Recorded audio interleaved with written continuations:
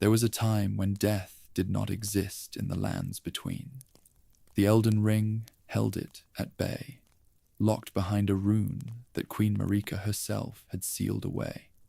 And in that deathless age, there was a prince who was loved by all, a golden heir whose kindness and strength made him the pride of the Golden Order.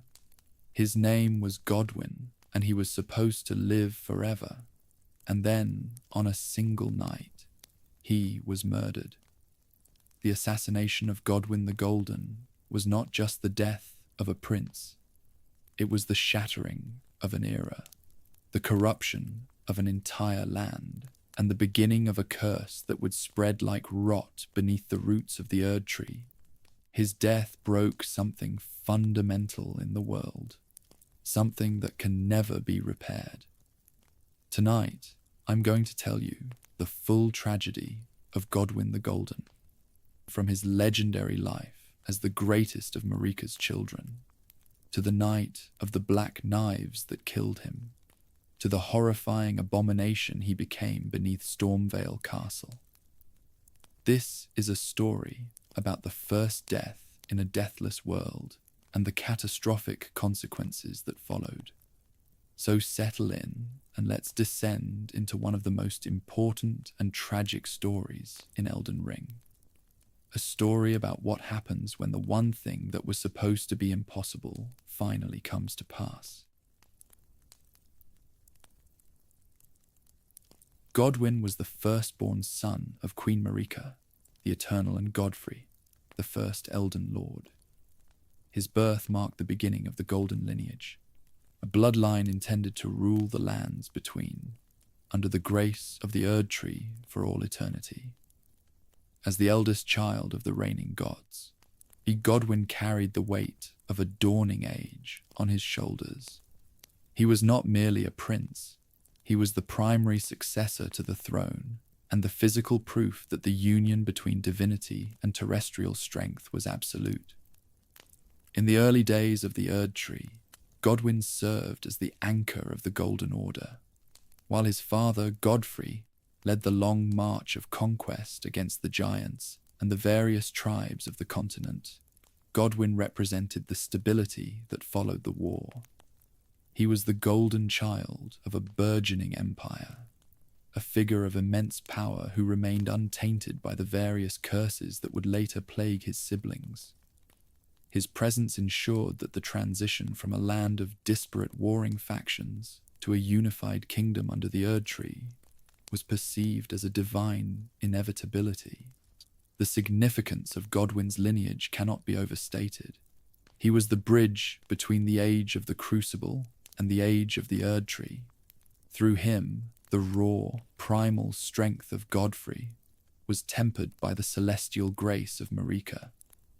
This balance made him the idealized version of a demigod. He was a creature of the sun and the gold, standing at the center of the capital city of Leyndell, as a beacon for all who sought the protection of the greater will.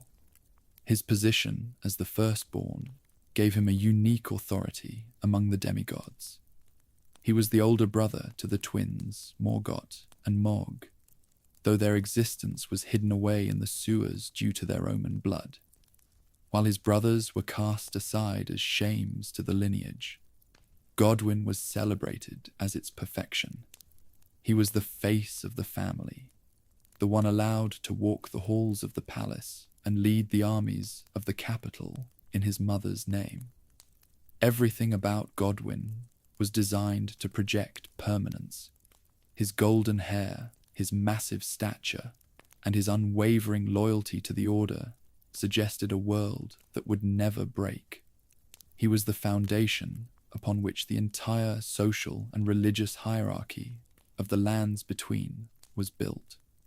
As long as the Golden Sun stood, the Golden Order was safe. He was the living promise that the grace of the Erdtree would never dim, and that the lineage of Marika would endure until the end of time.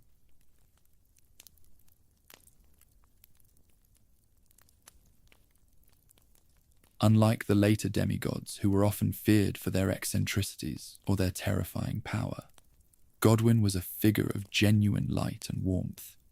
He possessed a charisma that transcended simple political authority, earning him the true affection of both the common people and his fellow nobility.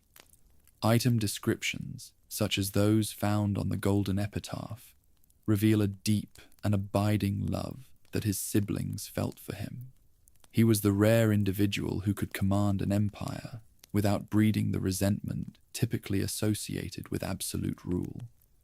In the capital city of Leyndell, Godwyn was regarded as a protective deity in his own right. He was the personification of the Erdtree's mercy.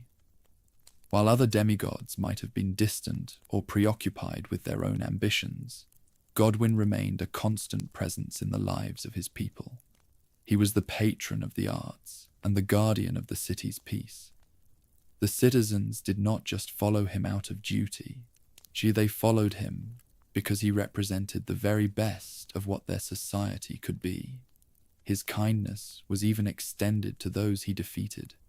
This quality is perhaps the most striking aspect of his character. In a world defined by the brutal removal of anyone who opposed the Golden Order, Godwyn demonstrated a capacity for empathy that was revolutionary. He did not seek to crush his enemies into the dust. He sought to understand them and, where possible, bring them into the fold. This made him a diplomat of the highest order, capable of turning the most violent conflicts into lasting alliances. The Golden Epitaph, a sword created to commemorate his death, carries a prayer from one of his younger brothers. The inscription begs Godwyn to die a true death, showing that even in his horrific state of undeath, his family's primary concern was for his peace. This highlights the tragedy of his fall. He was so well regarded that his murder was not just a political catastrophe, it was a personal heartbreak for everyone who knew him. He was the glue that held the fractured egos of the demigods together. Godwyn was the idealized demigod because he lacked the hunger for power that would eventually destroy his kin. He was content to serve his mother and his order, finding fulfillment in the stability of the world around him. He did not participate in the petty squabbles for territory or the search for forbidden knowledge. He was simply the Golden Sun, a man whose light was so bright that even the shadows of the conspiracy to come could not fully dim his memory.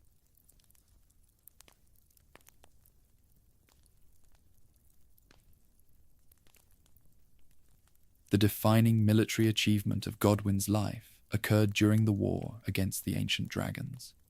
This conflict began when the massive dragons of the prehistoric era launched a direct assault on the capital city of Leyndell. It was the first time the walls of the Golden City had ever been breached. While the armies of the capital struggled to deal with the overwhelming power of these ancient beasts, Godwyn took to the battlefield himself to confront the threat. Among the attackers was Fortisax, a dragon of immense power and the sister of the legendary Dragon Lord. The battle between Godwyn and Fortisax was a clash of titans that shaped the history of the lands between. Instead of the dragon effortlessly incinerating the demigod, Godwyn matched the creature's lightning with his own strength. He proved that the power of the Erdtree was equal to the ancient forces of the sky. After a grueling and violent encounter, Godwyn emerged victorious, standing over the fallen dragon. What happened next changed the course of the Golden Order forever. Rather than delivering a final, killing blow to Fortisax, Godwyn offered the dragon his hand in friendship. This was an act of unprecedented bravery and mercy. He recognized the nobility in his opponent and chose to end the war through an alliance rather than genocide. This decision prevented the total destruction of the ancient dragon race and integrated their power into the defense of the Erdtree. This friendship with Fortisax was not a mere political arrangement. The two became genuine companions, sharing their strength and their knowledge. Godwyn learned the secrets of the ancient lightning, while Fortisax became a sworn protector of the Golden Sun. This bond represented a rare moment of unity between two vastly different eras of the world. It showed that the Golden Order was capable of absorbing the greatness of the past, rather than just burning it away. The victory over the dragons cemented Godwyn's status as the greatest warrior of his generation. He had done what his father, Godfrey, could not. He had ended a global threat through the power of his character as much as the power of his sword. The war concluded with the dragons becoming the silent guardians of the sky above Leyndell, all because of one man's refusal to be a butcher. Godwyn had turned a potential apocalypse into the greatest alliance the world had ever seen.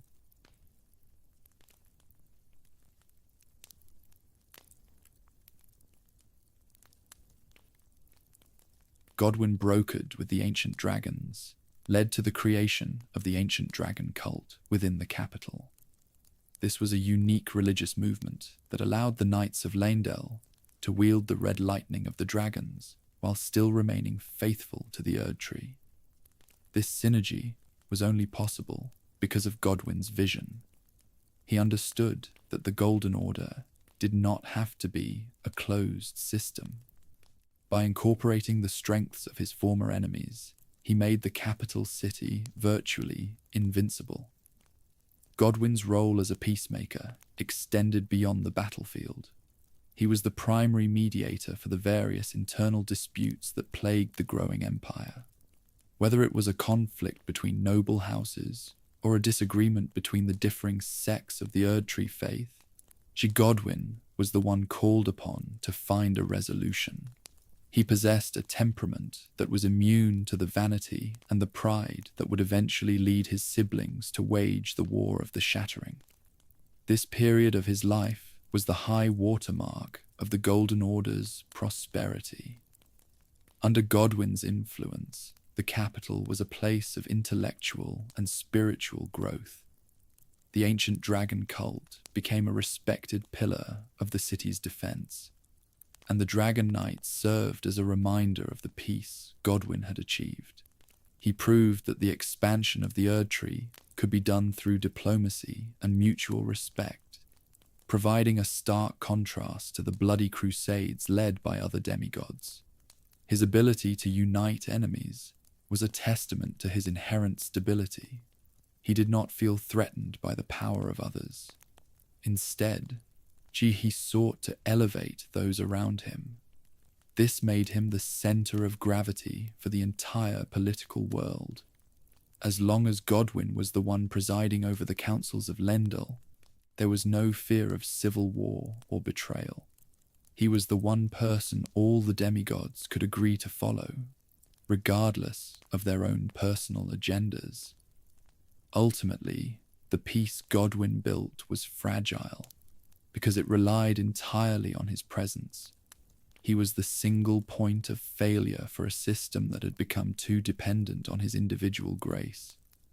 He had created a world where enemies could become friends, but he had also created a world that would have no idea how to function if he were ever removed from it. He was the peacemaker who kept the darkness at bay, never realizing that his very success made him the primary target for those who wished to see the Order fall.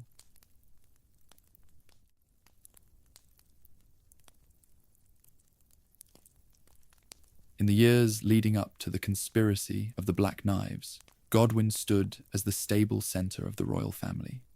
He was the only one among the first generation of demigods who appeared to be entirely without flaw.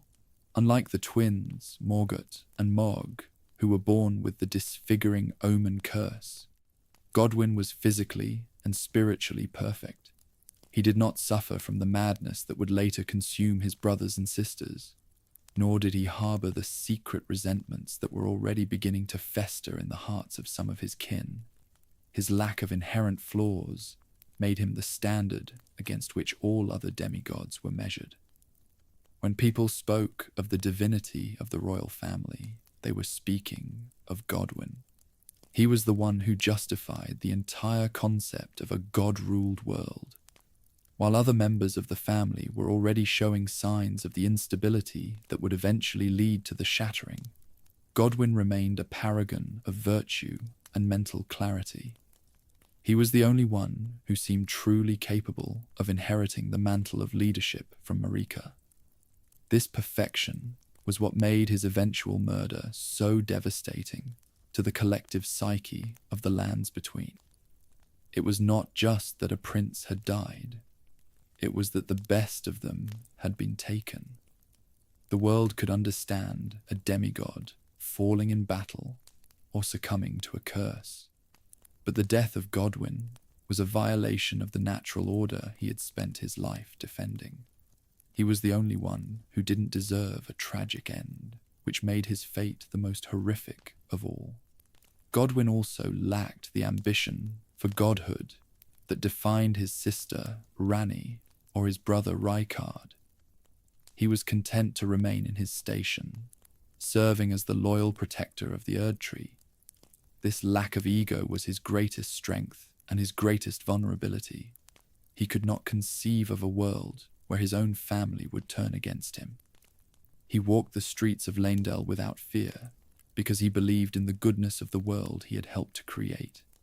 He was the demigod without madness in a world that was slowly losing its mind. As the influence of the greater will began to stagnate, and the cracks in the Golden Order started to show, Godwyn remained the one constant. He was the only one who still believed in the dream of a perfect, eternal kingdom. This unwavering faith made him a beloved leader, but it also blinded him to the shadows that were beginning to gather in the corners of his mother's empire. Section 2. Shadows over Leyndell.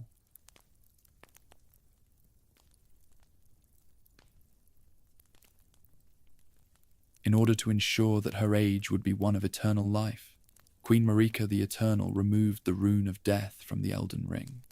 This act altered the fundamental laws of existence in the lands between. Death was no longer a natural conclusion to life. Instead, it became something that was controlled and directed by the Erdtree. By plucking Destined Death from the cycle, Marika created a world where her children and her people could live for thousands of years without the fear of a final end. Marika entrusted this stolen power to her shadow, Maliketh the Black Blade.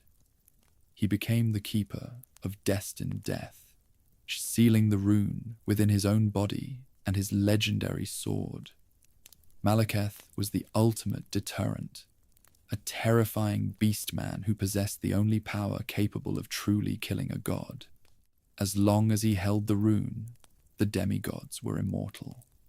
This ensured that no rival could ever challenge the supremacy of the Golden lineage, as their enemies would simply be reborn through the roots of the Erdtree. This removal of death was the foundation of the Golden Order's stagnation. Without death, there could be no true change or evolution. The world became a fixed point, a statuesque empire, where the same rulers presided over the same lands for eons. While this brought a long period of peace, it also created a deep, underlying tension. The natural world was being held in check by a divine decree, and the pressure of that suppressed ending was building beneath the surface of the Golden Capital. Maliketh became a figure of dread, lurking in the shadows as the enforcer of Marika's will. He was the only thing the demigods feared, for he represented the one thing they were supposed to be immune to. The Rune of Death was the skeleton in the closet of the Golden Order, a reminder that their immortality was artificial and dependent on the loyalty of a single shadow. As long as the rune remained sealed, the dream of eternity continued. But the cost of that dream was a world that had forgotten how to die. The conspiracy that would eventually claim Godwyn's life began with the realization that this rune could be stolen. If a fragment of Destined Death could be taken from Maliketh, the immortality of the demigods would be shattered. This was the ultimate taboo, the one thing that could never be allowed to happen. Marika had built her world on the absence of death, never suspecting that the very tool she used to secure her reign would be the one used to destroy her most beloved son.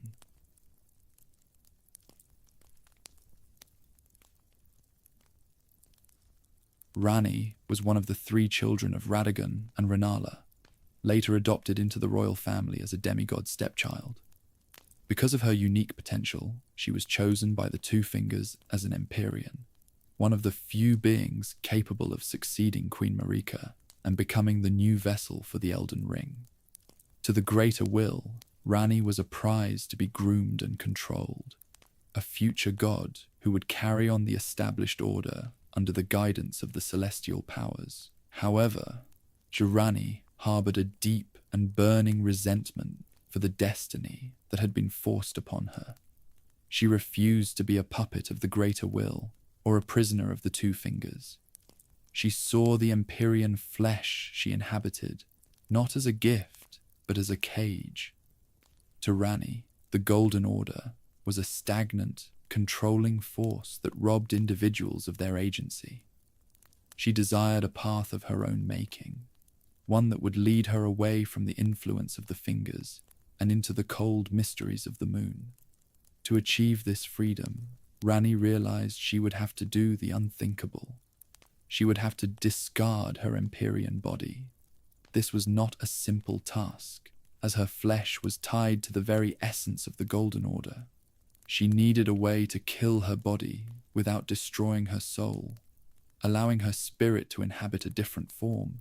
This requirement led her into the darkest corners of the world's lore, seeking out the one power that could slay the physical form of a demigod.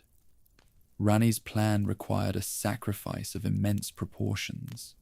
She could not simply kill herself. The ritual required a balance of death.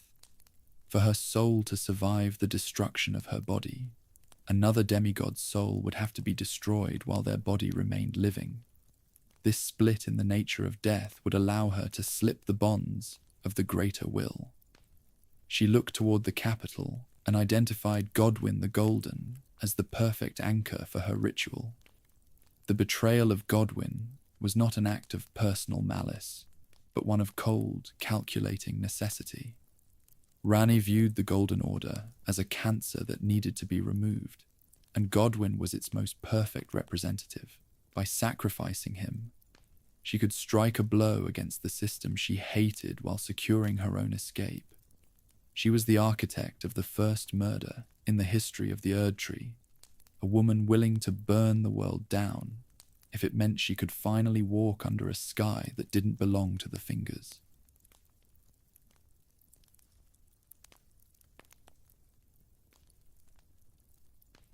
The instruments of Ranni's conspiracy were the Black Knife Assassins. These were a group of elite female warriors who moved with a supernatural grace and a singular deadly purpose. Lore suggests that these women were Numen, the same ancient and mysterious race as Queen Marika herself.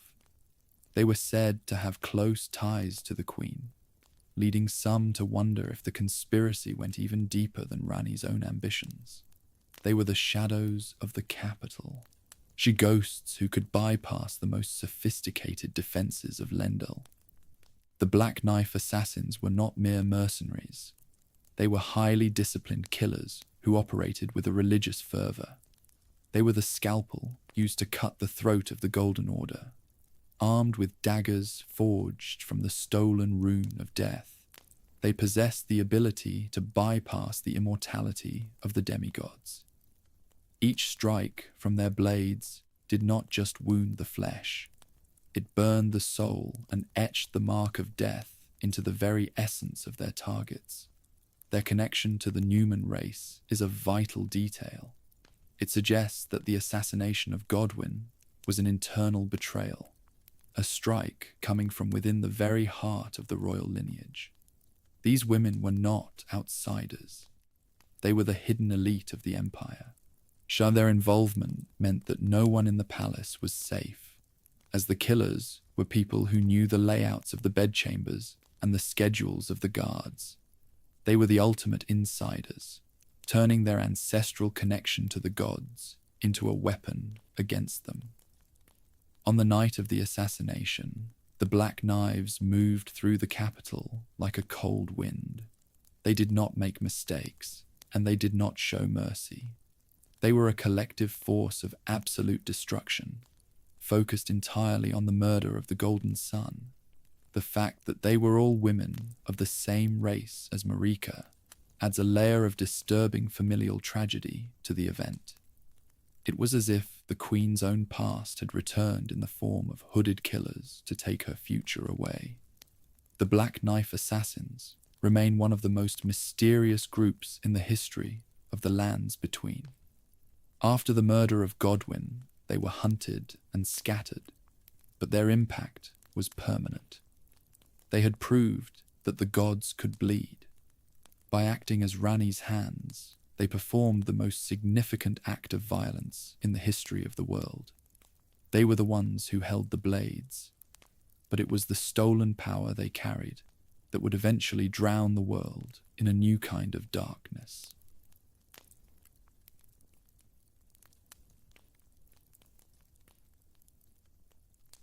The conspiracy began in earnest when Ranni successfully stole a fragment of the Rune of Death from Maliketh.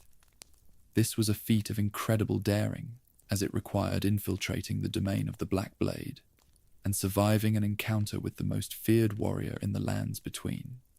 It is unknown exactly how Ranni achieved this theft, but the moment she held that fragment, the fate of Godwyn was sealed. She had obtained the one ingredient necessary to break the laws of the Golden Order. Through a dark and forbidden ritual, Ranni imbued the daggers of the Black Knife Assassins with the power of the stolen rune. This was a process of imprinting death into cold steel. The daggers were transformed from simple weapons into artifacts of god-slaying potential. This ritual was the first time that the essence of Destined Death had been handled by anyone other than Maliketh since the beginning of the age. It was a spiritual violation that sent tremors through the foundations of the Erdtree. The conspiracy was a masterpiece of timing and coordination. Ranni had to ensure that her own ritual suicide occurred at the exact same moment as the assassination of Godwyn.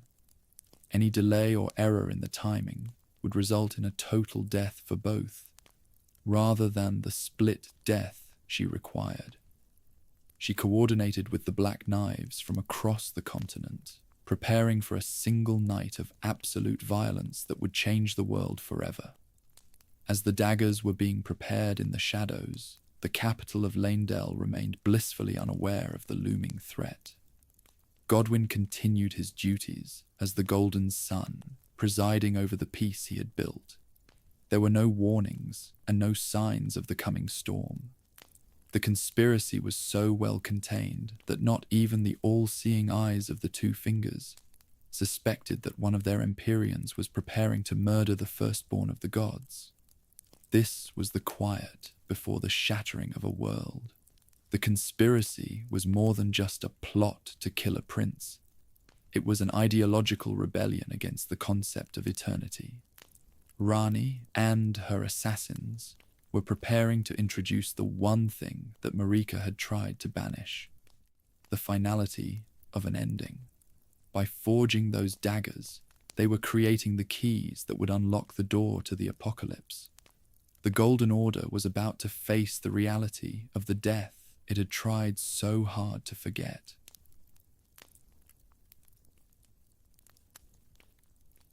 On a night shrouded in an unnatural cold fog that seemed to bypass the golden glow of the Erdtree, the silence of the capital city was shattered by the first act of deicide in recorded history. The Black Knife Assassins, moving with the coordinated precision of a single shadow, infiltrated the royal quarters of Leyndell with terrifying ease. There was no grand battle, and no warning horns were sounded to alert the Golden Host. Instead, the guards were found slumped at their posts, their throats cut by blades that left no blood. only the scorched black marks of the Rune of Death. Godwyn the Golden, the pinnacle of the lineage and the pride of the city, was caught in the sanctuary of his own home. The assassins swarmed the Prince of Death not out of hatred, but as part of a cold, ritualistic execution. As the daggers carved the half-wheel of the curse mark into his flesh, the golden light of the capital flickered and dimmed, signaling to all that the era of untouchable immortality had come to a violent and permanent end. The strikes were calculated to be simultaneous, a dark mirrors of the ritual being performed elsewhere on the continent. Godwyn, the mightiest warrior of the age, was held down and butchered in a matter of seconds, his divinity proving no defense against the concentrated essence of Destined Death. This event marked the absolute failure of the Golden Order's protection. The capital, once thought to be an impenetrable fortress of grace, had been violated by its own shadows. The sight of the golden sun, lying motionless on the stone floor of the palace, sent a shockwave through the hearts of every demigod and citizen in the lands between.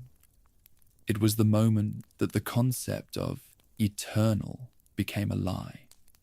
The security of the Erdtree was exposed as a fragile illusion, and the fear that had been banished for centuries returned to Leyndell with a cold, sharpening clarity. In the immediate aftermath, the city was plunged into a state of paralyzed mourning. The assassins vanished into the night as quickly as they had arrived, leaving behind a crime scene that defied all known laws of reality. The golden lineage had been decapitated at its most vital point. While the other demigods scrambled to secure their own borders and investigate the betrayal, the body of Godwyn remained as a silent witness to the new reality. The world had changed in a single night of blood and ritual, and the sun would never rise on the same golden order again. The Night of Black Knives serves as the chronological anchor for the tragedy of the entire game. It was the crack in the foundation that eventually brought the entire structure of the world down. By targeting Godwyn, the conspirators did not just kill a man, they killed the spirit of the age. The peace, the alliances, and the stability he had built were all dissolved in the pool of black liquid that seeped from his wounds. The killers had achieved the impossible, and in doing so, they had invited an ancient, forgotten terror back into the world of the living.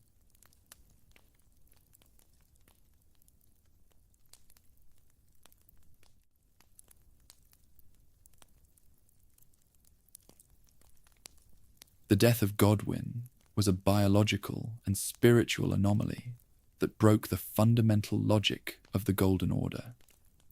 Because Ranni the Empyrean had orchestrated her own physical suicide at the exact moment the assassins struck Godwyn, the power of the stolen Rune of Death was split into two incomplete halves.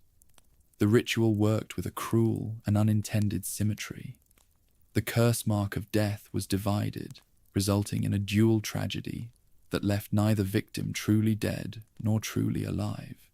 Godwyn suffered the death of the soul, meaning his consciousness, his memories, and the very spark of his divinity were completely annihilated. This spiritual destruction left behind nothing but a hollow vessel. In the eyes of the Erdtree, Godwyn's soul had ceased to exist, but his physical form remained anchored to the world of the living. This was the first time that the body and soul had been forcefully separated, without either returning to the roots for rebirth. The Golden Order functioned on the principle that the entire being must be recycled together. By destroying only the soul, the assassins created a spiritual vacuum, a person who was absent from his own skin. Simultaneously, Ranni suffered the death of the body, allowing her soul to escape the shackles of her Empyrean flesh, while her physical form was reduced to a charred husk. This horrific imbalance meant that while Ranni's spirit could wander in the shadows, and inhabit new forms, Godwyn's divine body was left behind as an empty, immortal carcass that the laws of the world no longer knew how to process. It was a biological contradiction, a heart that continued to beat without a mind to command it, and lungs that continued to breathe without a spirit to sustain. The implications of this split death were catastrophic for the metaphysics of the lands between. It created a permanent glitch in the cycle of life and death that Marika had established. Godwyn became the Prince of Death, not because he ruled the dead, but because he was the first being to be denied a true ending. He was a corpse that refused to rot and a life that refused to pass away. This state of living death was a new and terrifying phenomenon that the fundamentalists of the Golden Order would spend centuries trying to erase. Ultimately, the slaying of Godwyn's soul was a more final execution than any physical murder could have been. There was no way to recall him from the roots, and no way to resurrect his personality. The man who had befriended dragons and protected the capital was gone forever, replaced by a mindless biological entity. The tragedy was not just that he was dead, but that his body remained behind to witness the decay of the world he had loved, serving as a silent, pulsing monument to the failure of his mother's divinity.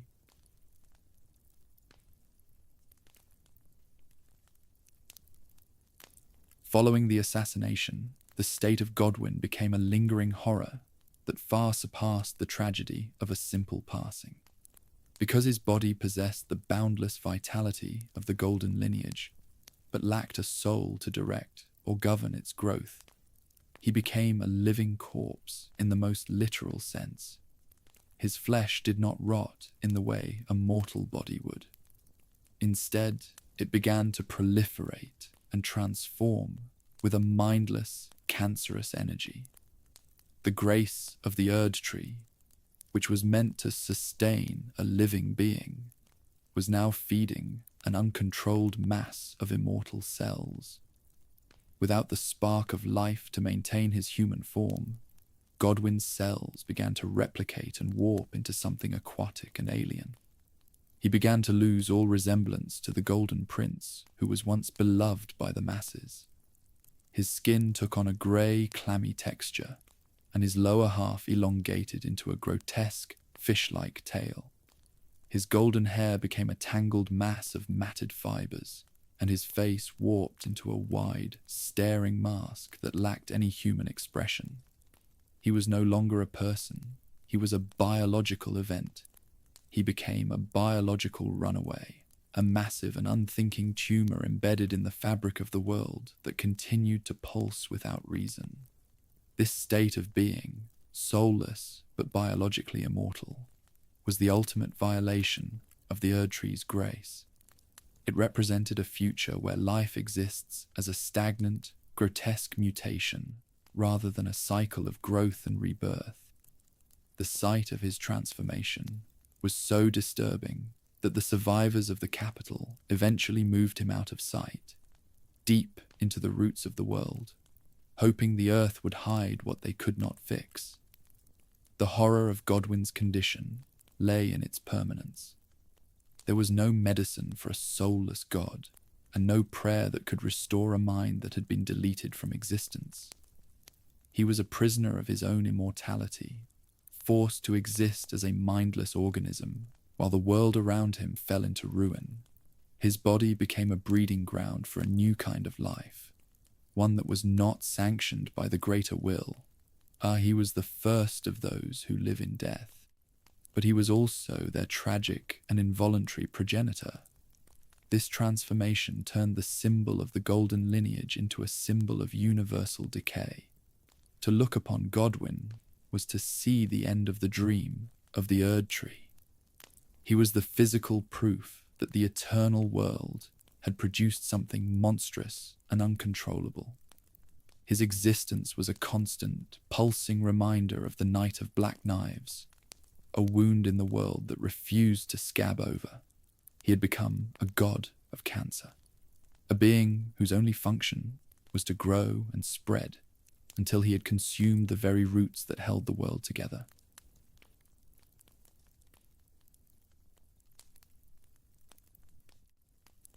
While the capital mourned the hollow shell of their prince, Ranni the Empyrean completed her dark ascension through the sacrifice of her own kin. Her soul, she freed from her original body by the ritualistic murder of Godwyn's spirit, fled into the artificial form of a four-armed doll modelled after her secret mentor, the Snow Witch. Behind her, atop the divine tower of Leyndell, she left the evidence of her terrible price. Her original Empyrean flesh was scorched and branded with the other half of the curse mark, a discarded remains of a life she refused to lead. Ranni had effectively committed a half-suicide to slip the bonds of the greater will. She understood that as long as she inhabited her original body, she would always be a subject of the Two Fingers and the cosmic order they represented. By murdering her own flesh, she severed her connection to the Erdtree's system of control. However, this liberation required a balance. For her soul to remain in the world, another soul had to be sent into the void. Godwyn was the sacrificial lamb in her quest for autonomy. Her liberation was bought with the eternal and mindless suffering of the firstborn son. It was a cold and calculating trade that allowed her to pursue a path under the dark moon, while the Golden Order she detested began to drown in the unintended consequences of her freedom. Ranni did not seek to rule the existing world. She sought to leave it behind. But to do so, she had to break the most important person in that world. The tragedy of Godwyn is the shadow cast by Ranni's brilliant and cold ambition.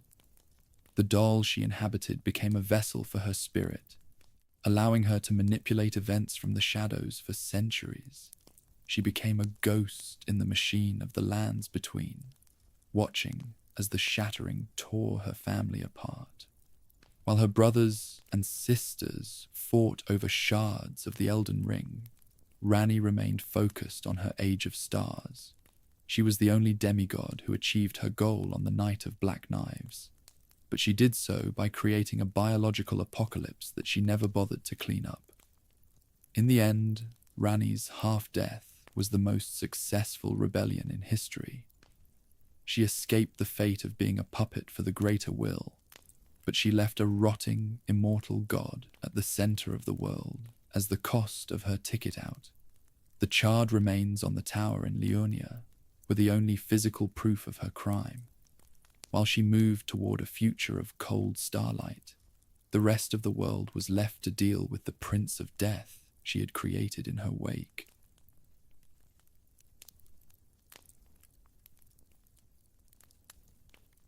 The curse mark of death is the physical manifestation of the ritual that shattered the laws of the Erdtree. It appears as a jagged and centipede-like brand etched into the flesh of the victims. This mark represents the completion of a total death, but because it was carved into two different demigods at the same time, it remained fractured and ineffective. One half of the mark, representing the death of the soul, resided on the soulless back of Godwyn. The other half, representing the death of the body, was found on the discarded remains of Ranni. For the Golden Order to function properly, death must be a singular event where both body and soul return to the Erdtree together. The split curse mark created a permanent glitch in the reality of the lands between. It ensured that as long as the two halves remained separate, the dead would never truly find peace. The mark acted as a beacon for the new, corrupted energy of undeath, drawing the souls of the departed away from the light of the Erdtree and into the cold embrace of the Prince of Death. The mark itself is often described as a hallowbrand, a sign of those who have been cast out of the cycle of grace. It is the holy symbol of a new and darker theology. Those who seek to mend the world or to bring a new age, must contend with this mark.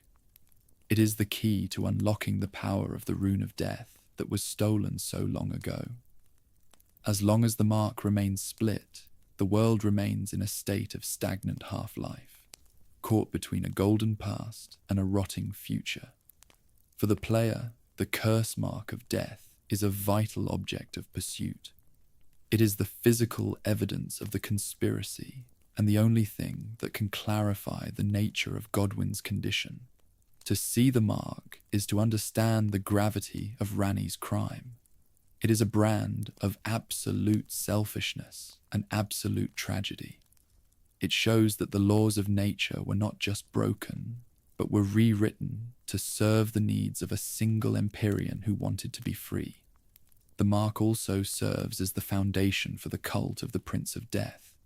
It is a symbol that the Golden Order can be wounded.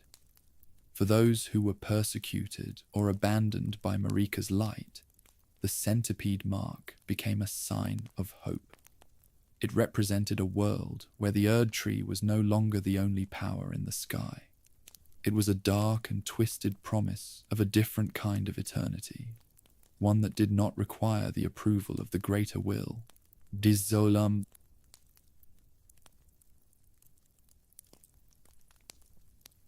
The news of the assassination and the subsequent transformation of her favorite son shattered the mind of Queen Marika the Eternal. This was the true beginning of the end for the lands between. Godwyn was the living embodiment of her success and the perfection of her age. To see him reduced to a mindless and twitching husk at the roots of her world was a pain that even a god could not endure. He was the anchor of her order, and when he was cut away, the entire structure began to drift into the abyss. Many scholars of the law believe that the shattering of the Elden Ring was not a calculated political move or a planned rebellion. Instead, it was a scream of pure and nihilistic rage from a mother who realized that her perfect order had failed to protect the only thing she truly loved. The loss of Godwyn stripped Marika of her faith in the greater will. If the Golden Order could not keep its most shining examples safe, then the Order itself was a lie that deserved to be broken. In her grief, Marika struck the Elden Ring with her hammer, breaking the world into pieces just as her heart had been broken on the night of Black Knives. She chose to plunge the continent into the chaos of the Shattering, rather than continue to rule over a world that had allowed such a tragedy to occur. This act of divine vandalism was a desperate attempt to end the stagnation, and perhaps to find a way to truly kill the son who could no longer live. She destroyed her own creation because it had become a cage of mourning. The grief of Marika also led to the exile of the demigods. She challenged her children to make something of themselves, to become either lords or gods, or to be wiped away entirely. This was the reaction of a woman who had lost everything and wanted to see the world burn in response. The golden petals of the Erdtree began to fall, and the age of grace was replaced by an age of desperate bloody war, all because the golden sun was no longer there to keep the peace. Ultimately, Marika's grief is the emotional engine of the entire story. The world is broken because a mother could not handle the half-death of her child. The ruins, the wars, and the decay of the lands between are all the fallout from that single night of loss. Marika disappeared into the Erdtree, leaving a fractured world behind, a testament to the fact that even the most powerful being in existence can be undone by the death of a son who was never supposed to die.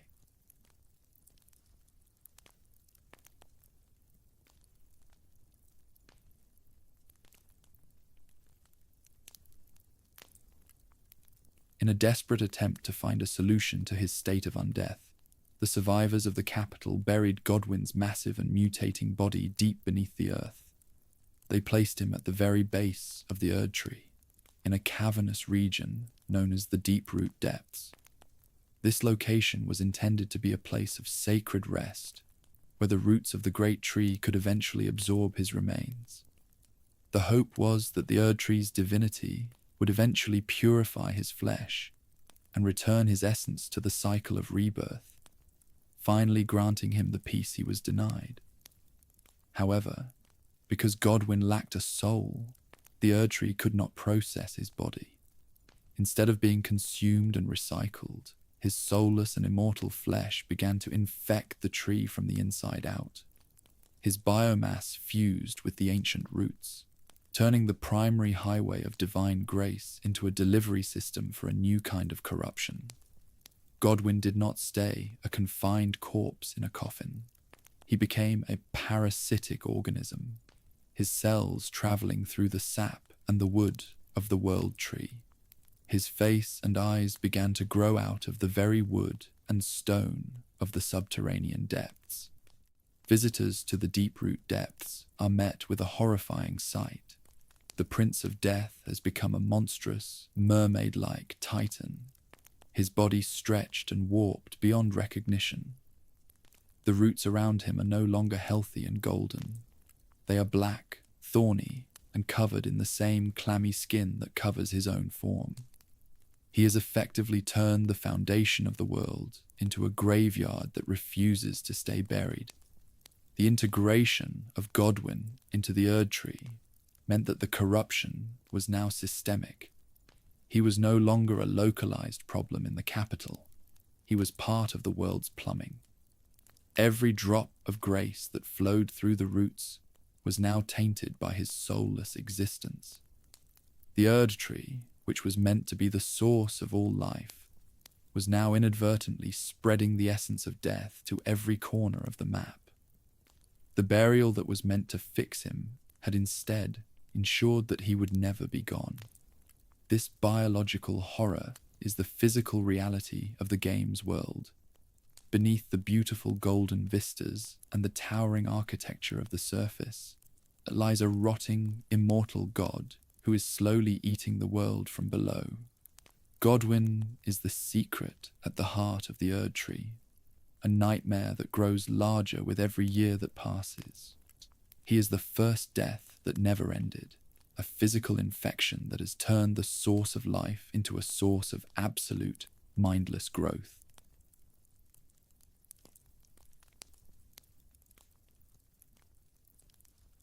The consequence of Godwyn's physical integration into the Erdtree was the emergence of Deathroot. This is a dark and thorny protrusion that began to sprout throughout the lands between, appearing in places far removed from the deep-root depths. As the roots of the Erdtree carry grace to every village and church, they now also carry the biological taint of the Prince of Death. Deathroot began to burst from the soil in graveyards, catacombs and forests, acting as a physical conduit for the soul-slaying power that had taken Godwyn's life. Wherever these black, vine-like growths appeared, the laws of the Golden Order were suspended. The ground itself became cursed, and the natural cycle of burial and rebirth was replaced by a stagnant, purple-hued mist. This mist heralded the arrival of the undead, those whose souls had been snared by the Deathroot before they could reach the Erdtree. The root acts as a trap, catching the essence of the departed and binding them to the physical world in a state of eternal, mindless wandering. Deathroot is the visible evidence of the Erdtree's failure. It is a malignant growth that proves the Golden Sun is no longer a protector, but a source of universal contamination. For the people of the lands between, the appearance of Deathroot in a local graveyard is a catastrophe. It means that their ancestors will not find rest, and that the dead will eventually rise to hunt the living. It is a biological invasion that is slowly strangling the vitality of the land, turning once sacred places into dens of horror. The spread of Deathroot also created a new role for the warriors of the world. Hunters of the dead, such as D, dedicate their lives to rooting out these growths and destroying those who live in death that they produce. However, They are fighting a losing battle. As long as Godwyn remains fused to the roots in the depths, the death root will continue to grow. It is a systemic infection that cannot be cured by cutting off the branches. It is the root itself that is the problem. Deathroot is also a source of power for those who are willing to consume it. The beast clergyman, Gurang, hungers for this substance, seeking to pull the scattered fragments of Destined Death back into himself. Due to this hunger shows that the deathroot is not just wood and thorn. It is the physical remains of the Rune of Death. Godwyn's body has become a factory for this power, processing the stolen rune and spreading it across the world in a form that is both accessible and incredibly dangerous.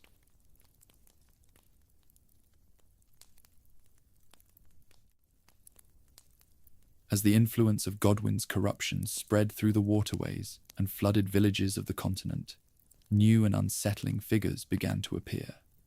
Known as tibia mariners, these skeletal phantoms represent the first true symptoms of a world that has lost its grip on the finality of death. They are often seen in the distance, hunched over in spectral boats that glide across stagnant ponds and shallow marshes where deathroot has pooled. They act as grim shepherds for those who have been rejected by the Erdtree's grace. The mariners use their eerie horns to summon the bones of the dead from the mud and the water. They gather the lost and the soulless into small, localized armies of the undead, creating pockets of resistance against the living. They are not mindless monsters like the common skeletons. They possess a strange and quiet purpose. They occupy the spaces where the gold of the capital no longer reaches, tending to a flock of spirits that have nowhere else to go but the cold, wet earth. Their presence in the world is a direct result of the glitch created by Godwyn's half-death. Because the system of rebirth is broken, the souls of the dead are drifting in the low places of the world.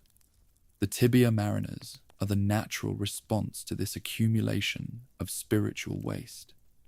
They are the ferrymen for a journey that has no destination. They row their boats in circles, trapped in a cycle of half-life that mirrors the state of the Prince of Death himself. To encounter a tibia mariner is to see the quiet, melancholy side of the world's decay. There is no grand speech or complex motivation behind their actions. They simply exist because the world has allowed death to become a lingering physical presence. They are the symptoms of a systemic failure, appearing in the periphery of the map like mold in a damp corner. They are a reminder that even in the most beautiful parts of the lands between, the rot of Godwyn is never far away. The mariners also serve as a warning of what is to come. As the deathroot continues to spread and the Erdtree continues to weaken, the influence of these skeletal shepherds will only grow. They represent a new ecology of the dead, one that does not require gods or gold to function. They are the rowers of a funeral march that will eventually encompass the entire world, led by a prince who can no longer lead, rowing toward a horizon that will never see the sun. As the influence of the Golden Order began to wane in the wake of the Shattering, a new and secretive theology emerged from the shadows of the lands between. Those who had been marginalized, persecuted, or simply abandoned by the grace of the Erdtree began to turn their eyes toward the depths of the earth. They found a new object of worship in the remains of the golden sun, reimagining the grotesque, mutating corpse of Godwyn as the Prince of Death. This cult was not born of traditional malice, but of a desperate need for a god who could offer a place to those the light had rejected. The followers of the Prince of Death viewed the biological glitch of undeath not as a curse, but as a form of liberation. To them, the Golden Order was a rigid, yet exclusionary system that demanded absolute purity or total annihilation. In contrast, The spreading corruption of Godwyn offered a state of being that was inclusive of the broken and the soulless. They saw the stagnant purple mists and the black thorns of the deathroot as the icons of a new age, an age where the finality of the Erdtree's judgment was replaced by the eternal, quiet acceptance of the grave. Rituals within this cult often involved the cultivation and consumption of deathroot, as well as the protection of those who live in death. The practitioners, known as necromancers or servants of death, sought to accelerate the spread of Godwyn's biomass, believing that by covering the world in his roots, they could finally bring an end to the tyranny of the Golden Order. They transformed the image of the once shining prince into a dark, multi-eyed idol, celebrating the very mutations that the capital sought to hide in the deep-root depths. The rise of this cult created a significant internal threat to the remaining structures of the Erdtree faith. It was a grassroots rebellion that weaponized the Golden Order's own failure against it. Every graveyard became a potential temple, and every corpse was a potential convert. The Prince of Death became a symbol for the unwanted, a deity of the discarded who promised a different kind of immortality, one that did not require the blessing of the two fingers or the sacrifice of one's own identity to the great tree. The cult of the Prince of Death turned Godwyn's tragedy into a foundational myth for a new world. They did not mourn the loss of the Golden Prince. They celebrated the birth of the skeletal god. By embracing the rot and the corruption, they sought to force the world into a state of dusk, where the harsh sun of the Erdtree would finally set. Godwyn, in his mindless and silent state, became the perfect vessel for their ambitions, a god who could never say no to those who sought refuge in his decaying embrace. Part 20. Fortisax's desperate battle. The bond between Godwyn and the Lich Dragon. Fortisax was the only friendship in the history of the lands between that survived the absolute destruction of the soul. When Godwyn was murdered and his body began its horrific transformation in the deep-root depths, the great dragon did not flee or abandon his companion. Instead, Fortisax used his immense power to enter the very dreams and the body of the Prince of Death. He engaged in a metaphysical battle against the encroaching corruption of the Rune of Death, attempting to shield the last embers of his friend's essence from the spreading rot. For centuries, the Lich Dragon fought an invisible war within the stagnant heart of Godwyn's corpse.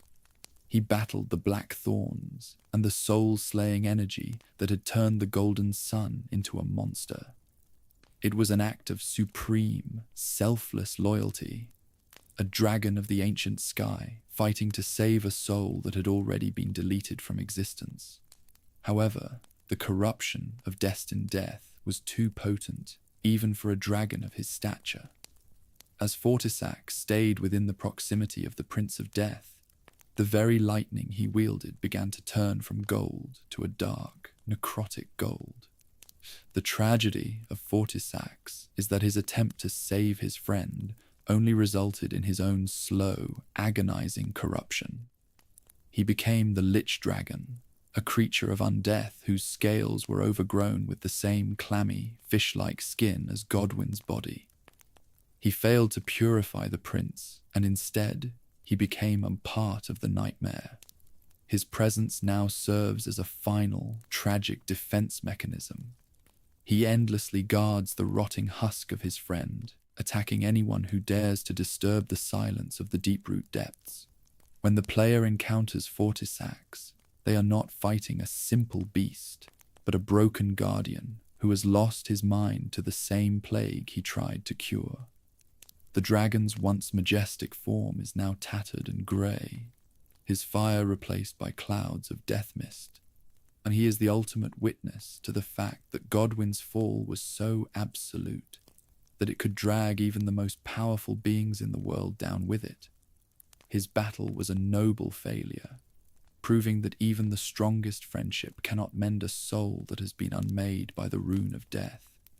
The Lich Dragon remains a permanent fixture of the Prince of Death's throne, a literal and figurative shadow of the alliance they once shared. He is the last remnant of the age when Godwyn was a hero of the people. Now he is just another victim of the Knight of Black Knives, a silent sentinel over a god who no longer knows he is being protected. The corruption of Fortisax is the final nail in the coffin of the Golden lineage, proving that the rot beneath the roots has consumed the last of the world's ancient honors. Section 5. What it broke.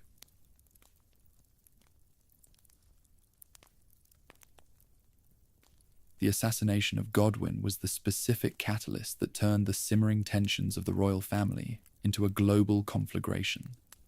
With the Golden Sun gone, the center of gravity that held the demigods together vanished instantly.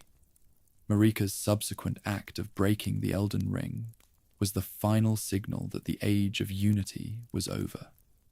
What followed was the War of the Shattering, a brutal and protracted conflict where the children of the gods fought over the shards of their mother's power, turning the lands between into a graveyard of ambition.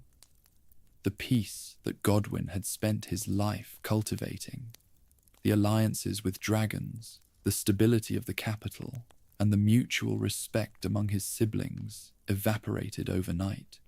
Without his mediating influence, the demigods allowed their individual obsessions to take over. Rykard turned to blasphemy, Ranni retreated into the shadows of her own moon, and Radan and Malenia eventually marched toward a collision that would rot the entire south. The world was no longer a kingdom. It was a collection of fiefdoms ruled by paranoid and grieving titans. The Shattering was more than just a political civil war. It was the collapse of the world's moral framework. The Golden Order had promised that grace would provide a path to eternity. But the image of the firstborn son rotting in the dirt made that promise look like a cruel joke. The soldiers and knights who once fought for the protection of Leyndell now fought for the personal glory of their specific lords. The collective dream of the Erdtree was replaced by 1,000 individual nightmares of conquest and survival. During this period, the capital of Leyndell became a fortress of isolation. Morgoth, the veiled monarch, took the throne in the absence of his brothers, but he ruled over a city that was haunted by the memory of what it used to be. The golden banners were still raised, but the spirit of the golden lineage was dead. The Shattering ensured that no new hero could rise to replace Godwyn, as the constant state of war prevented any form of stability or reconstruction. The world was effectively frozen in the moment of its greatest tragedy. Ultimately, the War of the Shattering was a slow-motion funeral for the Golden Order. Every fortress besieged and every hero fallen was another tribute to the void left by Godwyn's murder. The landscape of the game, the ruins, the wandering soldiers, and the scarred battlefields is the physical result of a family that did not know how to live without its most beloved member. The world did not just break. It lost the only person who was capable of keeping it whole.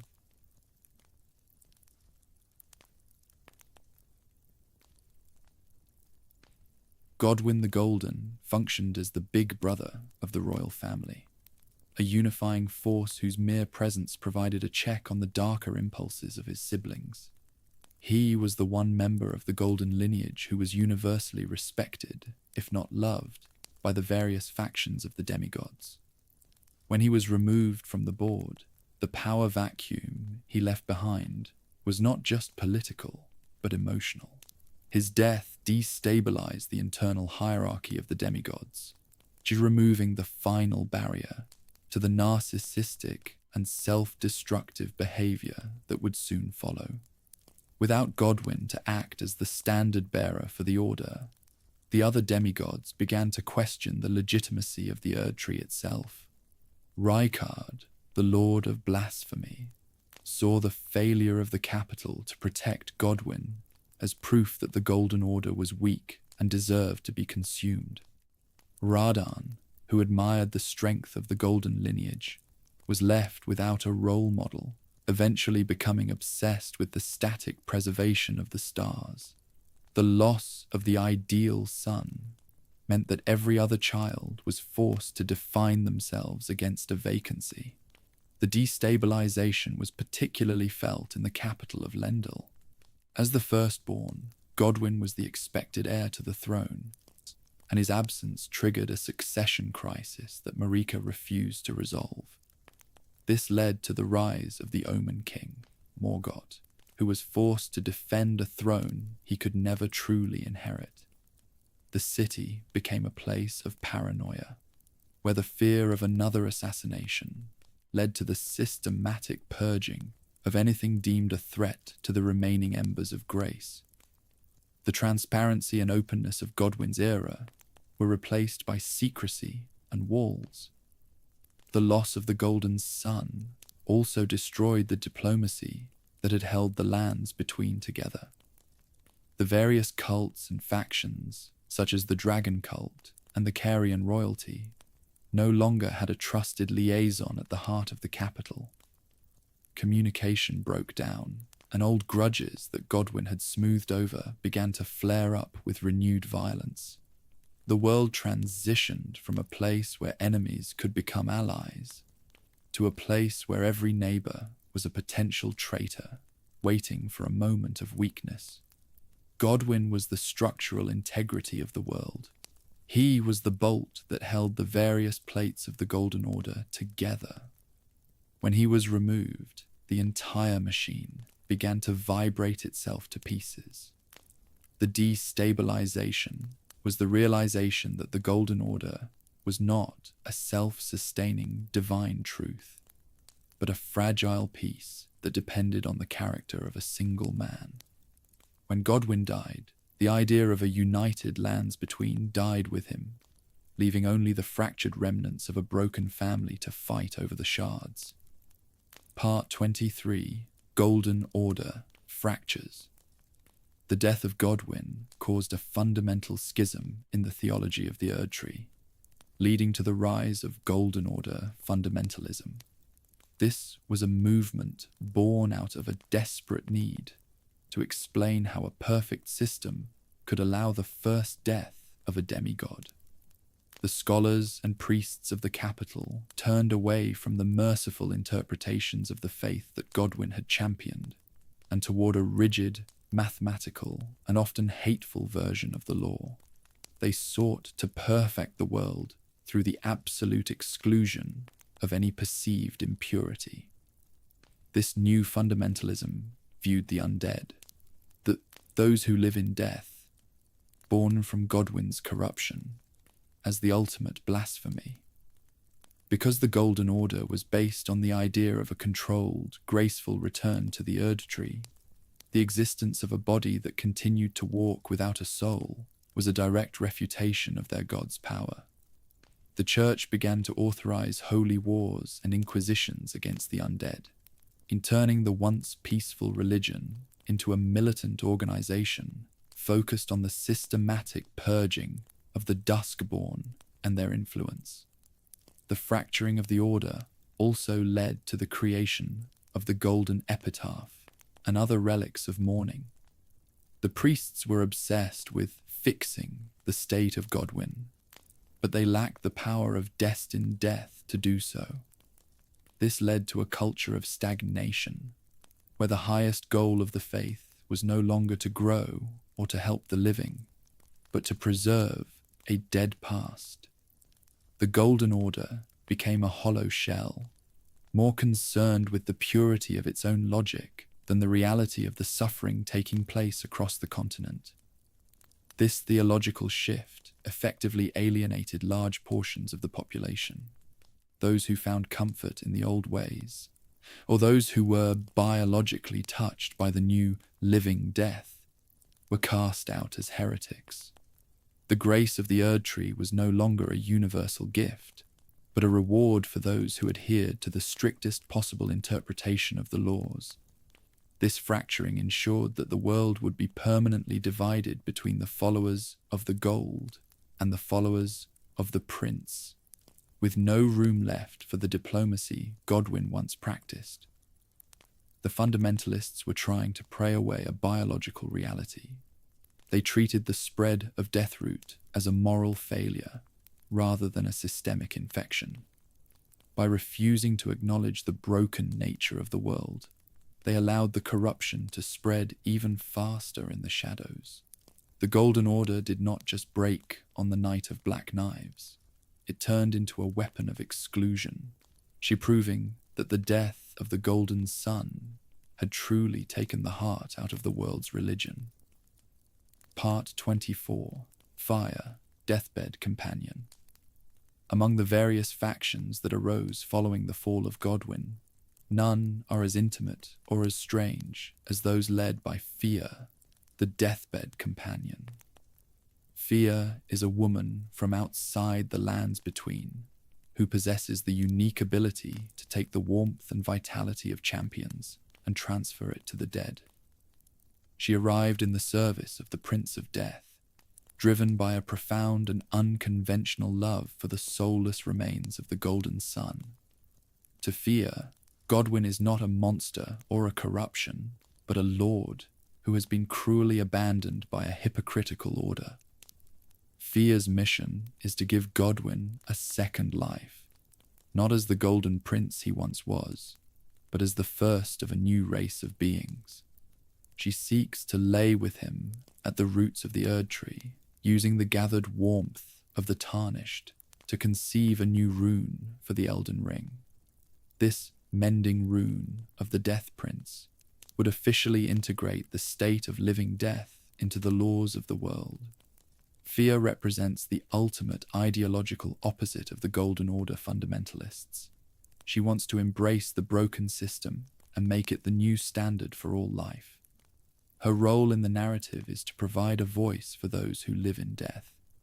She views the persecution of the skeletal and the soulless as a supreme injustice.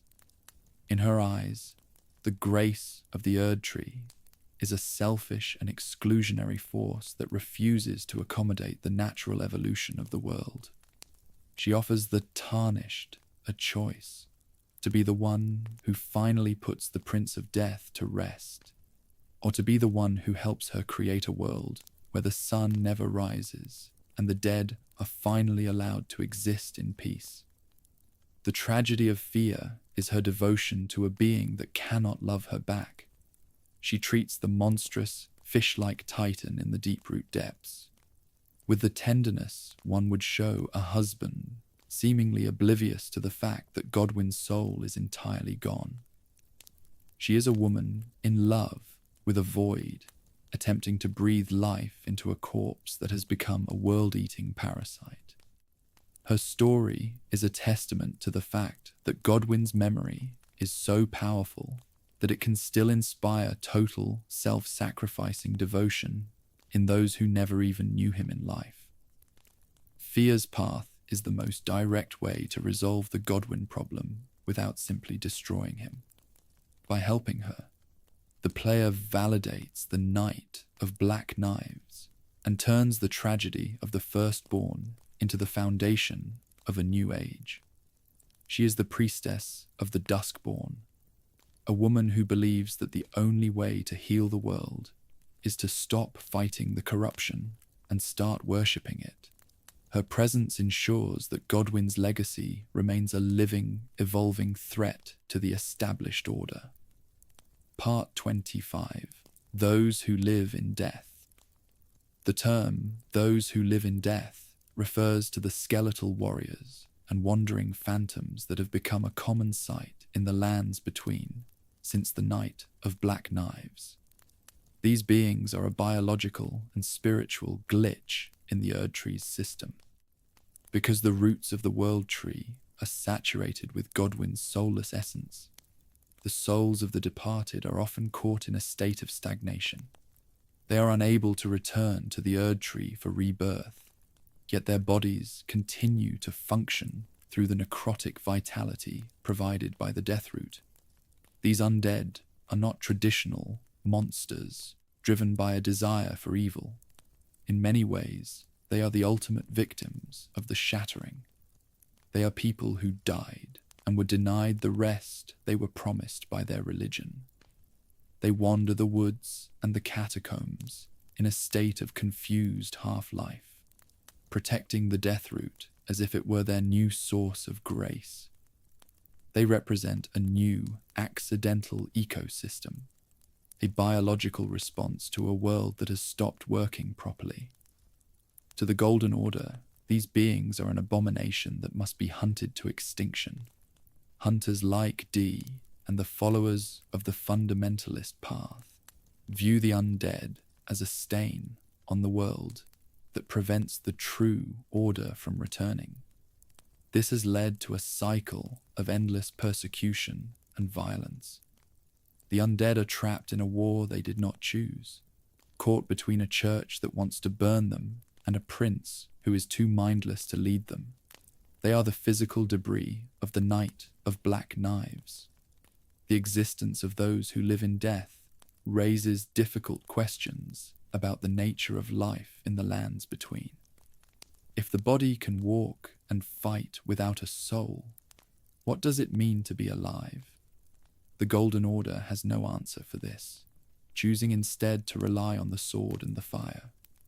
The undead are the silent witnesses to the failure of the Erdtree.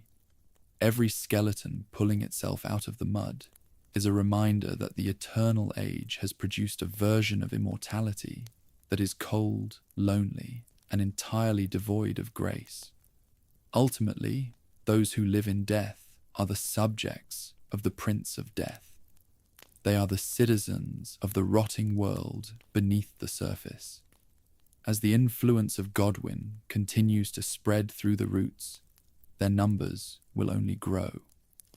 They are the future of a world that refuses to let go of its past, a mounting army of the soulless who represent the final, inevitable conclusion of Marika's attempt to remove death from the cycle of the world.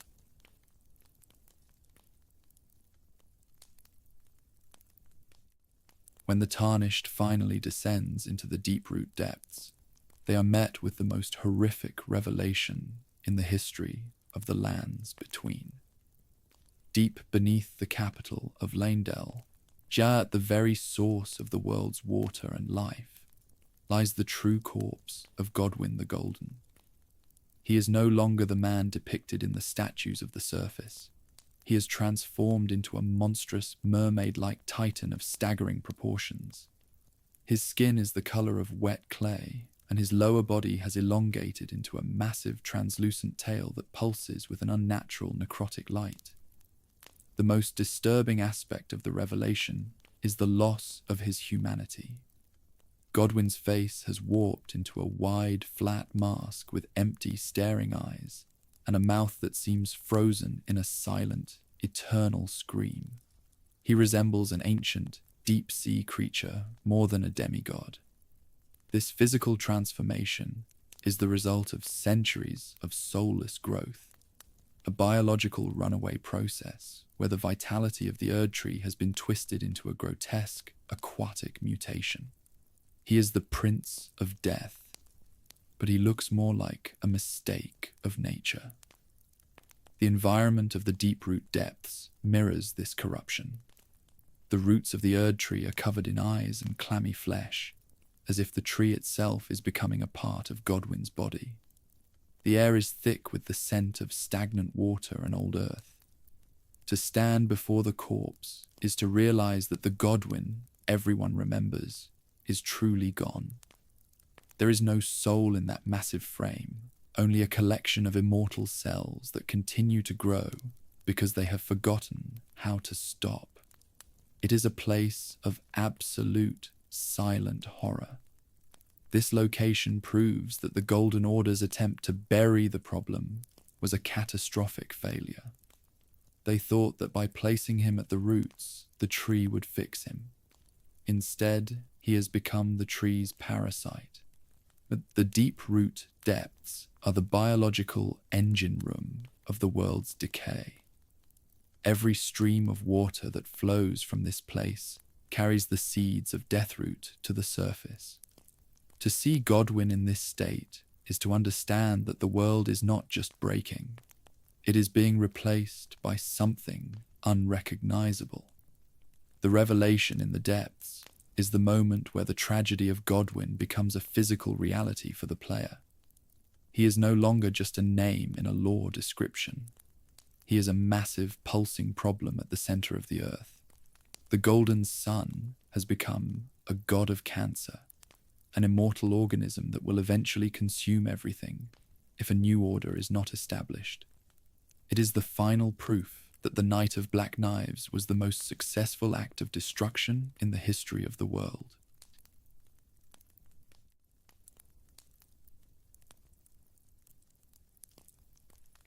The true extent of Godwyn's corruption is revealed not only in the deep-root depths, but in the distant and crumbling walls of Stormvale Castle. Deep in the lightless pits beneath the fortress, far away from the roots of the Erdtree, players can find a second, smaller face of Godwyn. This grotesque, pustule-covered mask is growing directly out of the stone and the thorns, staring upward with the same empty eyes as the Titan in the depths. This discovery proves that Godwyn's body is not confined to a single location. It is copy-pasting itself through the world's roots. The presence of this face beneath Stormvale is a chilling testament to the systemic nature of the infection. It suggests that the Prince of Death is everywhere. Any place where the roots of the Erdtree have reached is a place where Godwyn can manifest. He is not just a corpse, he is a network. Like a fungus spreading beneath the forest floor, his biomass is popping up in the corners of the world, creating localized nodes of death that spread corruption to the surrounding land. The eyes beneath Stormvale are watching the surface, a silent expansion of the grave. This copying process is a biological nightmare. It implies that Godwyn is becoming the very foundation of the lands between. As the old world of Marika crumbles, a new world made of Godwyn's flesh and thorns is growing to replace it. The face in Stormvale is just one branch of a tree that now encompasses the entire continent. It turns the entire map into a potential graveyard, where the walls and the floors themselves could eventually sprout the eyes and the skin of the murdered prince. For the lords of the surface, like Godric the Grafted, the presence of Godwyn beneath their feet is a source of hidden terror. They build their castles on top of his expanding remains, unaware that the foundation of their power is rotting from within. The face beneath Stormvale is a reminder that no fortress is strong enough to keep out the Prince of Death. He does not need to march an army through the front gates. He is already in the basement, growing silently in the dark. The eyes beneath Stormvale represent the loss of control over the world's biology.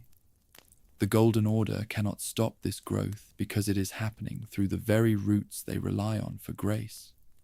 Godwyn has become the operating system of the earth, and his faces are the screens through which he observes the slow death of his mother's empire. The expansion is mindless, immortal, and seemingly unstoppable, a legacy of clay and bone that is reclaiming the world, one castle at a time.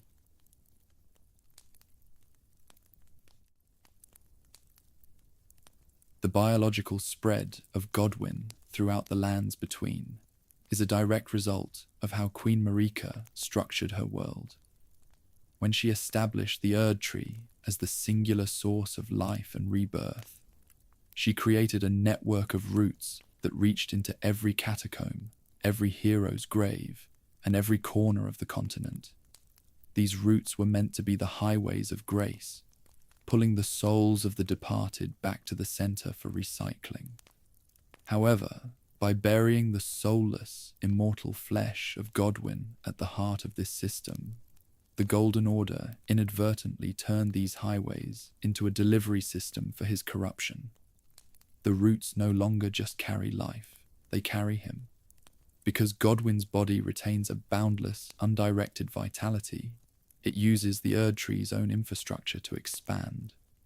His biomass travels through the underground like a parasite within a host's veins.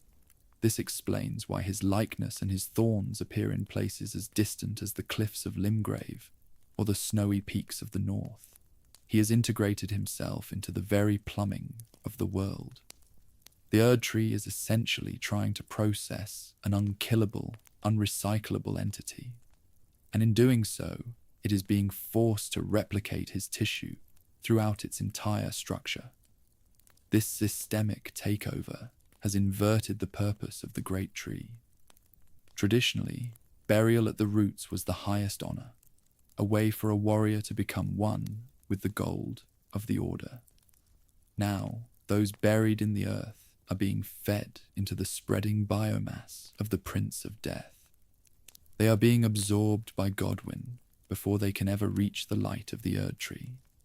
He has become a secondary and unintended foundation for the world, a layer of clammy flesh and staring eyes that sits between the living and the divinity they seek. The horror of this expansion is its sheer passivity.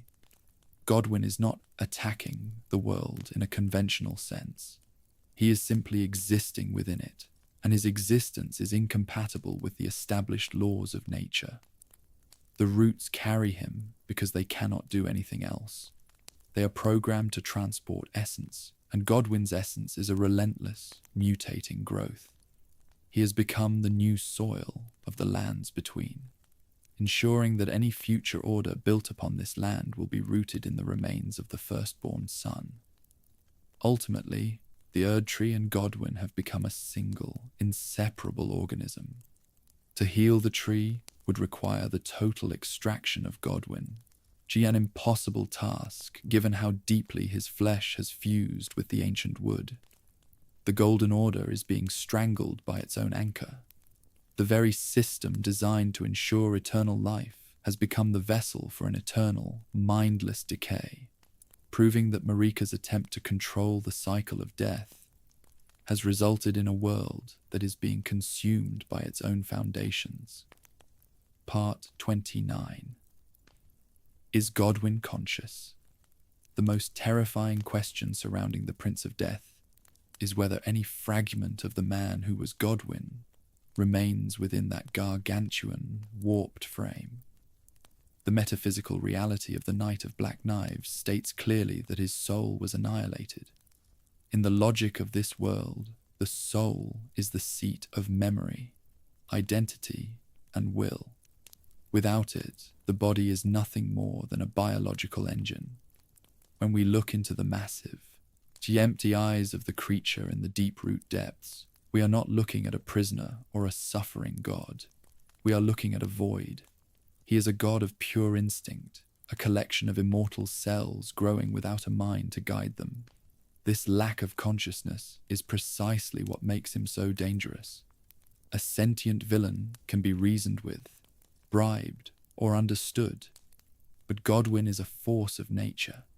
He is like a fire or a flood, a mindless expansion that follows the path of least resistance. The mutations, the eyes growing on the walls, and the thorns choking the life out of the forests are not acts of malice. They are simply what happens when divine vitality is left to run wild without the governing influence of a spirit.